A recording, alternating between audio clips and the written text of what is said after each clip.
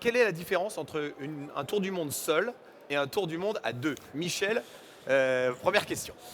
Est-ce que vous connaissez les deux? La différence, il y en a beaucoup. Alors, je ne sais pas combien on a de temps, mais on va On a peut-être le pas temps, on a le dormir temps, on là est là, ce il y a soir. du monde, tout va bien. Je pense que la principale différence vis-à-vis de la préparation, c'est le niveau d'exigence sur certains éléments clés pour le solitaire. Par exemple, un solitaire ne peut pas ne peut pas se passer d'énergie électrique et il ne peut pas se passer de pilote automatique, pour faire simple. Et du coup, l'ensemble du bateau doit être d'un niveau de fiabilité nettement supérieur. Voilà, alors que François Gabard vient nous rejoindre. On peut l'applaudir, on peut applaudir François. Voilà, bonjour François. Le bateau doit être beaucoup plus fiable en solitaire parce que le bonhomme tout seul doit pouvoir continuer de naviguer et ne peut pas être au four et au moulin tout le temps. Du coup, forcément, il y a des choses qui sont plus tentables. C'est-à-dire on peut prendre un peu plus de challenge et d'engagement en double, chose qu'on ne ferait pas forcément en solitaire. Justement, je posais la question à Michel. Quelle est la différence entre la course en solitaire et la course à deux? On est 2 fois plus, ce qui est pas mal, hein, ça fait beaucoup en plus. Le grand motif, c'est sûr, je pense que quand on est en solitaire, on est obligé d'être concentré, on est tout seul, donc on est concentré en permanence sur la globalité du bateau, alors qu'en double, à un moment donné, on peut transférer cette veille sur quelqu'un d'autre, et ce qui fait qu'à un moment donné, on peut se concentrer sur quelque chose, c'est-à-dire regarder, par exemple, je sais pas, regarder la météo. Quand on regarde la météo, on peut regarder que la météo parce qu'on sait qu'il y a une autre personne qui fait tout le reste. On peut dormir éventuellement, on sait qu'il y a une autre personne qui fait le reste, on peut barrer et puis on sait que quelqu'un d'autre fait une autre tâche.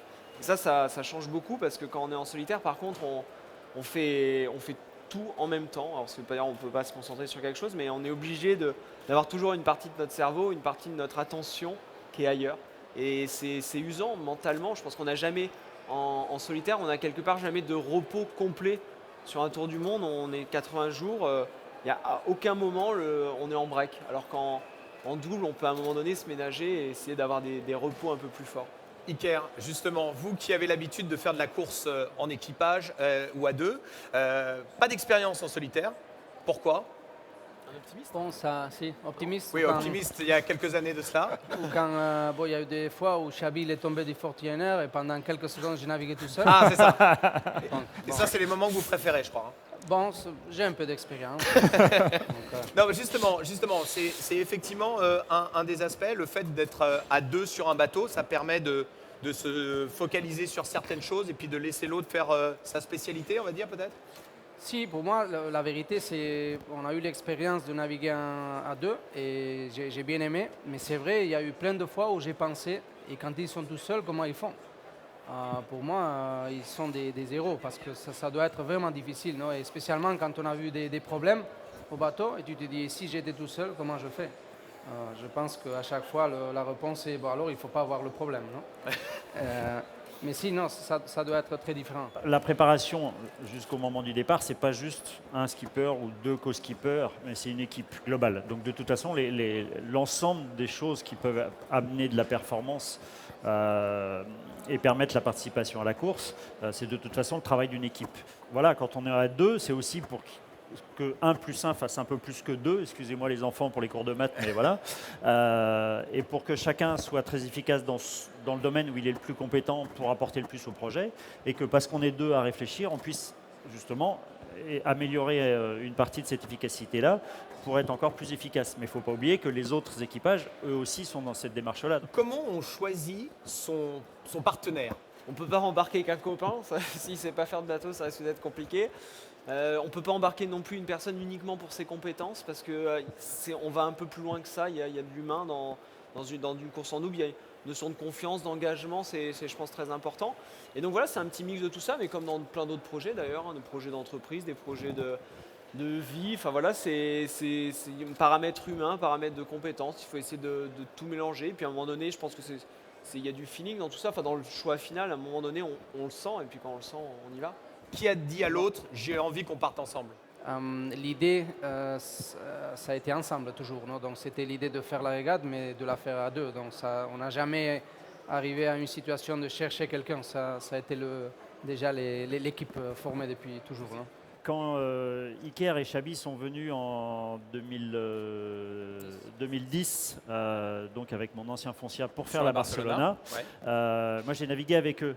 Et moi j'étais là pour leur faire gagner du temps pour la découverte de ce bateau-là, pour qu'ils se l'approprient le plus vite possible. Et comme vous l'avez compris, ça faisait déjà 10 ans que les deux Lascar naviguaient ensemble et performaient ensemble. Il est champion olympique, mais il a une autre médaille en plus d'une moins belle couleur, mais qui est aussi déjà plus que remarquable. Chapeau bas une fois de plus. Et c'était génial de les voir.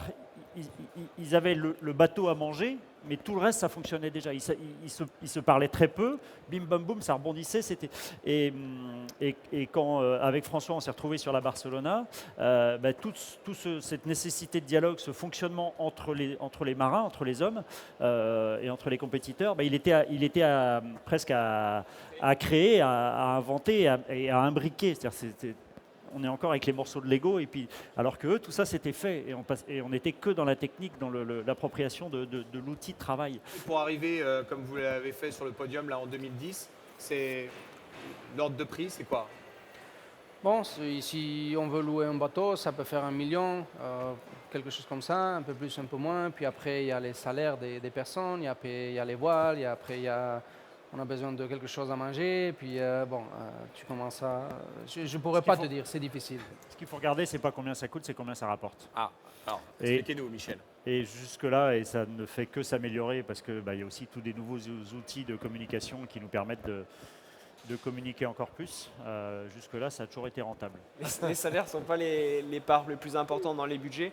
Et pour donner des chiffres, pour répondre à la question précédente, par exemple le projet Massif, qui s'est donc engagé sur 4 ans sur le circuit IMOCA, c'est environ 2 millions d'euros avec la communication par an.